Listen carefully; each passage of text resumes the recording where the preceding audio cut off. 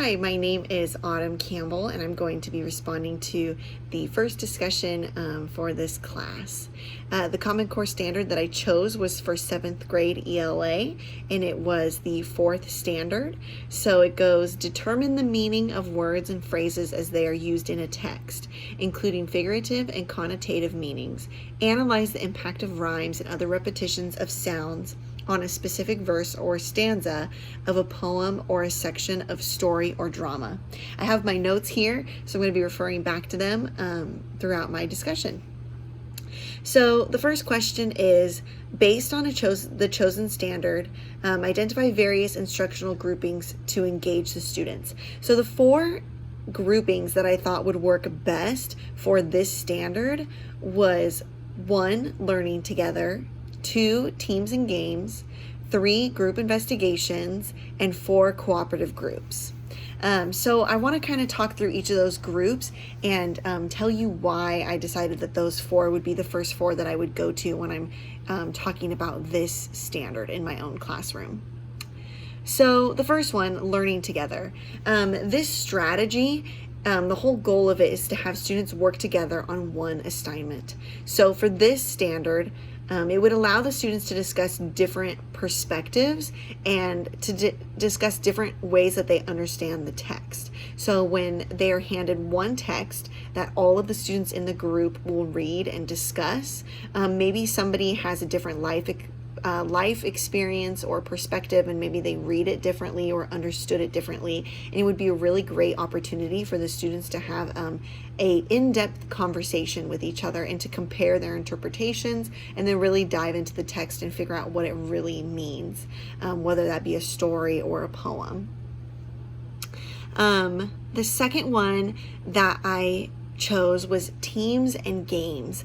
I'm all about making learning fun, and I feel like that's really impactful for students.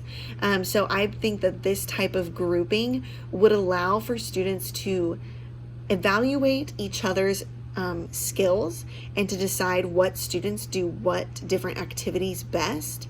And if there was multiple games that they were going to play, they could vote on who would do the different activities, or if there was different questions being asked, then they could talk amongst themselves and decide who understood that part of the text better. And I think it would really allow them to have a deeper understanding of knowing how to understand words and phrases from the context, because it would kind of force you to be quick on your feet and to really think about what you're reading quickly and use those critical thinking skills.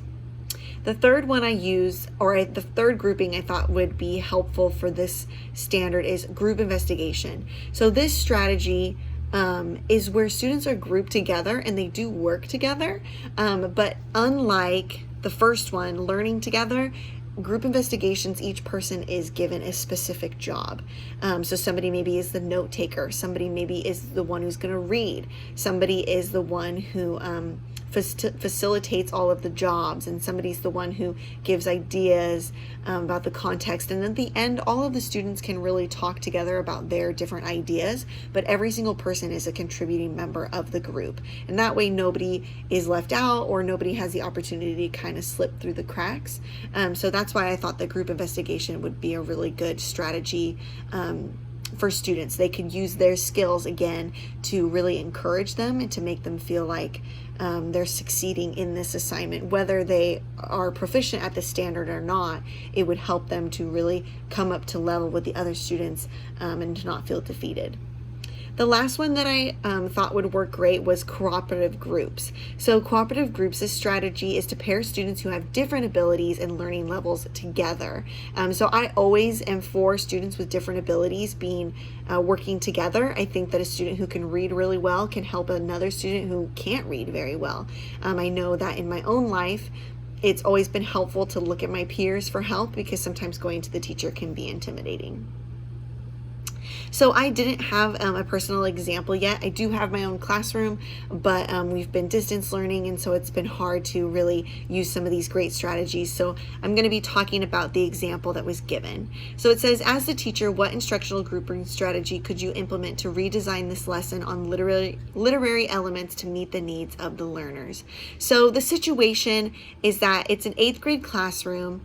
The teacher has a lot of EL students that have needs that need to be fulfilled, and they want to create an interactive and cooperative learning lesson that will ensure the mastery of content and engagement, right? So the students are not engaged. So what strategies would I use to get the students engaged? The first one I really love is cooperative groups. Cooperative groups would allow the students who are not English learners to help the students who are. Again, I think it's really impactful when students can help each other. It's almost like a combination of grouping together and maybe peer tutoring, because they're able to look at their peers and somebody who maybe understands them or is in the same stage of life as them, and they're able to help each other. And it can be less intimidating than going to the teacher maybe they aren't comfortable with or don't know very well yet. The second strategy I thought was learning cycle groups, and this one is really great for this type of thing. For this type of situation, I think it would be great if the EL learners could be together, because then the teacher would have the opportunity to really sit with them and work with them and spend dedicated time with the students who have the same needs, instead of being in a group where maybe students have different needs and it's hard to address every single person's needs. But in a learning cycle group, everybody is in the same stage and the teacher can really address their specific struggles one-on-one with them. So that's my thoughts this week. I look forward to hearing the rest of you guys. Thank you so much.